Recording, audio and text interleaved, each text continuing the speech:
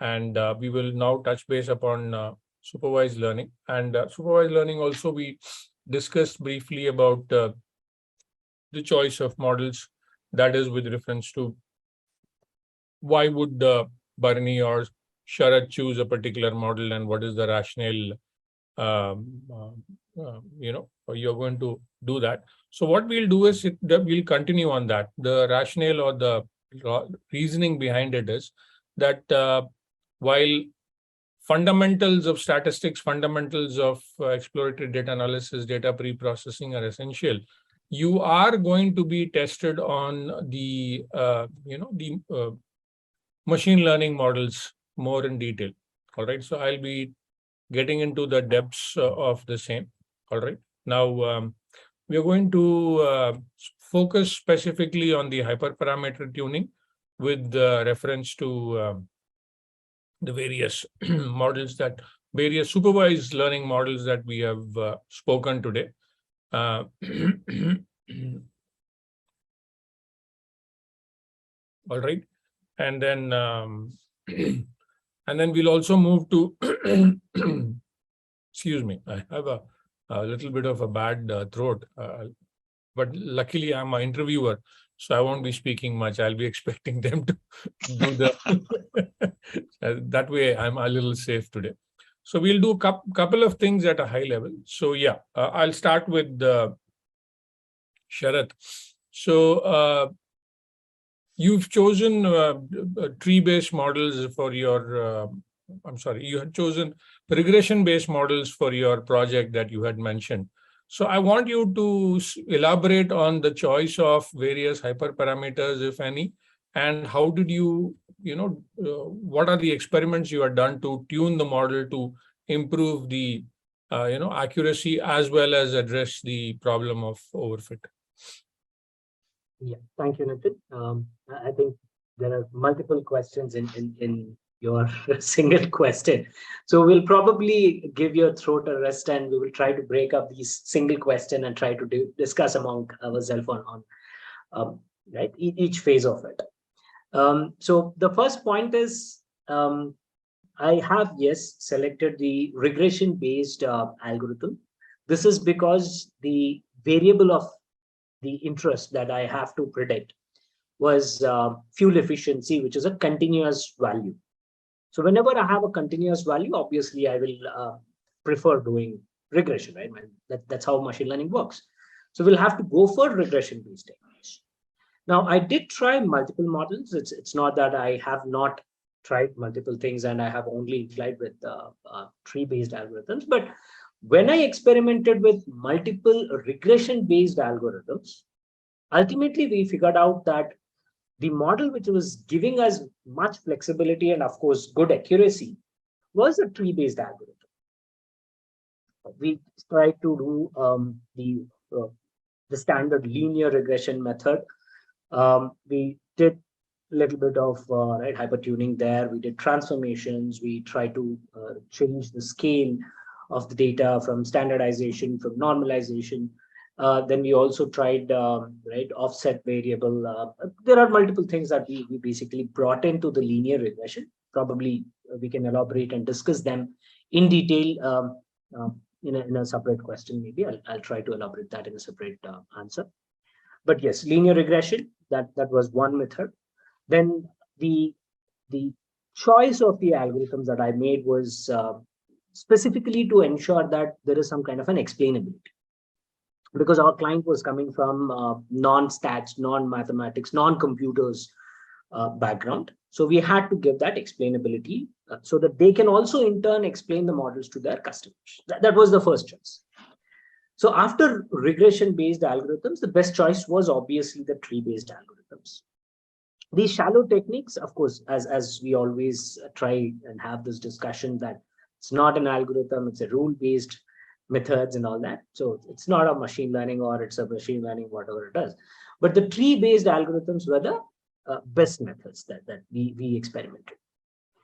In order to bring up the best accuracy, we did use automation techniques. Grid search was basically tried, and we experimented close to 100 different variable tuning options to the grid search method. We could have tried more. It's not that only 100 is the limit, but given the time constraints, we were able to experiment on 100 different set of parameters. So each time I was changing the algorithm, it was one experiment. Likewise, we did 100 different experiments, and one of that was giving us the best result. And we set those parameters, and then we, as usual, the post model development series of things happen, and finally we gave the deployed model to the customer. All right, Sharad, thank you. Thank you for the detailed answer. Sorry, my question was a little, what shall I say, loaded. It wasn't a very specific question, but yeah, you can expect audience to have not very clear questions also from the interviewers. All right, so Bharani, over to you. Anything that you would like to add with reference to the choice of the hyperparameters, which was giving you? How does one actually, rather than randomly doing it, how does one go about choosing maybe this is suited for that? Any such tricks? Yeah, sure, Nitin. Thank you so much for asking this question. And this question is extremely important. And the one keyword or one word that I would tell to any data scientist is experiment. Until and unless you experiment, you will not come to know on which algorithm works well on your data and what set of hyperparameters work well on your data. No one can tell without experimenting. And one way of experimenting is something which Sharad has already spoken about, which is grid search technique, in which for different hyperparameters, you give multiple options. For example, number of trees. You might want to run 50 trees, 100 trees, 150 trees. Depth, maximum depth can be 1, 2, 3, 4, 5, 6. It can go on and on. And in that way, there are a lot of hyperparameters within decision tree. As we've already told to the audience here, from next week onwards, we would take each algorithm and we'll delve deeper into that. So I would not get too much into that, into hyperparameters of a specific algorithm. Having said that, when you use grid search technique to experiment with various hyperparameters, it will try out all the permutations and combinations. Number of trees, 100, 200, 300, for example. And maximum depth is 2, 3, 4. Then it will try out 100 trees, maximum depth is 2. 100 trees, maximum depth 3. 100 trees, maximum depth 4. In that way, it will try out all the combinations. And it is usually time consuming, especially if your data is humongous. Training would take huge amount of time. Given that, people also use something called as random search technique, random search cross-validation, grid search cross-validation. In random search cross-validation, out of all the combinations, your technique would randomly pick a few settings, a few hyperparameter combinations, and then it will run and tell you that, hey, for this combination, we have got the best result. And there is also something called as Bayesian search technique. Within Bayesian search technique, one setting of hyperparameters is randomly chosen, and the next option is chosen in such a way that it increases the accuracy. So it is slightly intelligent than your grid search or than your random search cross-validation technique. We have something called as hyperopt algorithm, hyperparameter optimization, that is also based on some calculus, derivatives, etc. It also has the intelligence built in. As opposed to trying all the experiments, it would randomly choose one, and then on top of that, the next settings that it would choose would be better than the previous setting. And this would go on and on. And one more thing that we have tried out on our project is teapot, which is an auto ML technique.